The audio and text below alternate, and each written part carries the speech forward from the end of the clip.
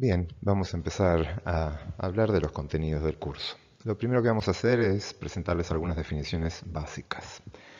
La primera definición que vamos a ver es la que da nombre al curso, es decir, ¿qué es biometría? Bien, el origen de la palabra viene del griego, bios, que es vida, y metrón, que es medir. Básicamente lo que nos está diciendo que es la medición de la vida. Este término también es conocido como bioestadística. Si vamos a un diccionario, lo que vamos a encontrar es que biometría o bioestadística significa la aplicación de métodos estadísticos y cálculos en el estudio de los fenómenos biológicos, es decir, la estadística para biólogos.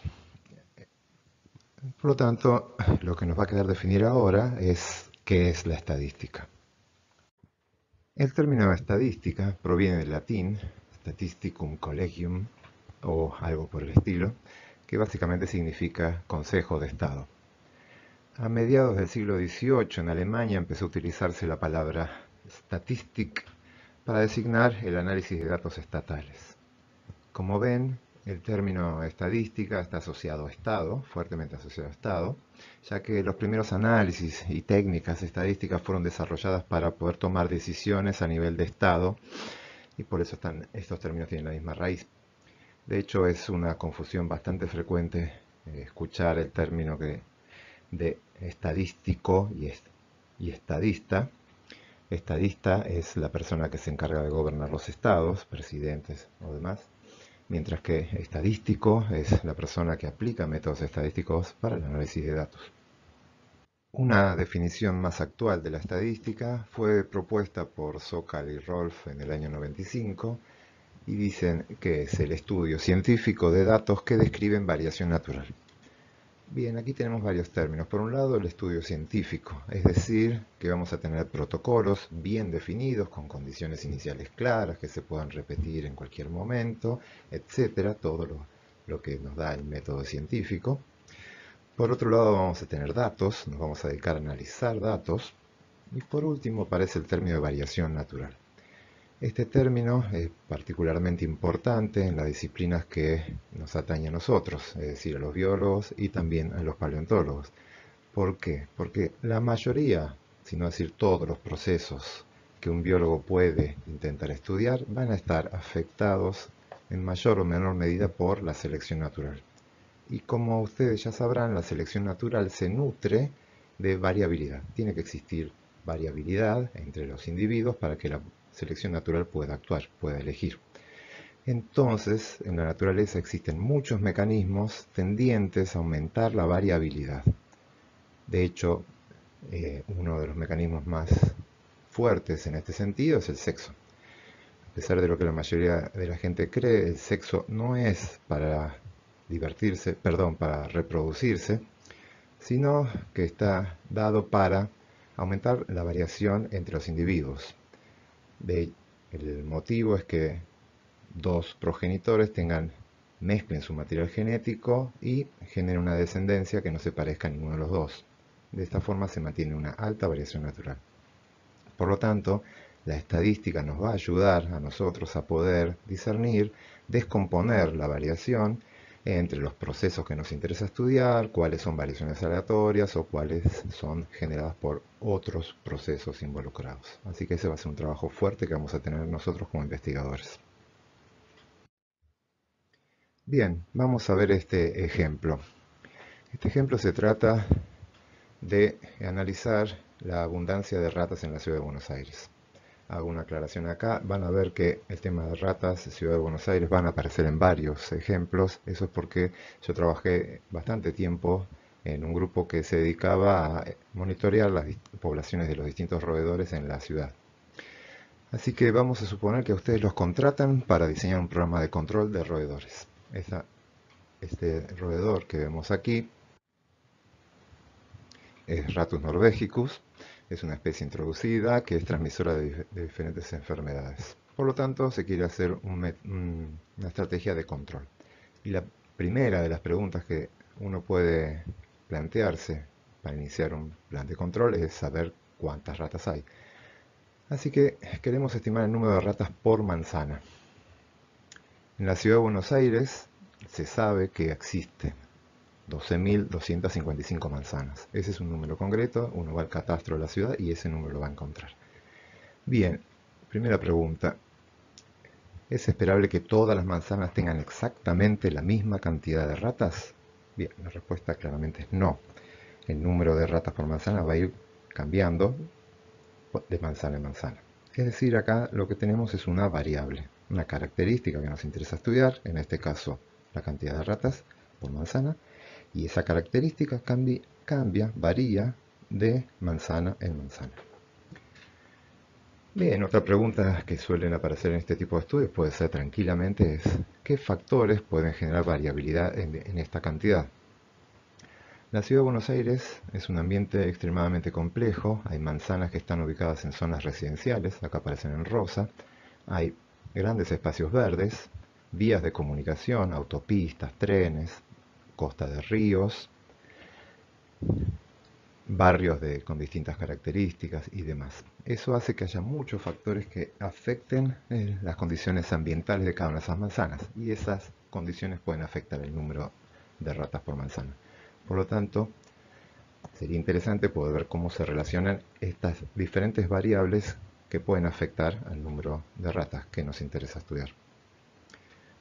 Otra pregunta que suele surgir ¿es necesario o posible estudiar a todas las ratas de todas las manzanas de la ciudad? Bien, en este estudio es posible. ¿Por qué?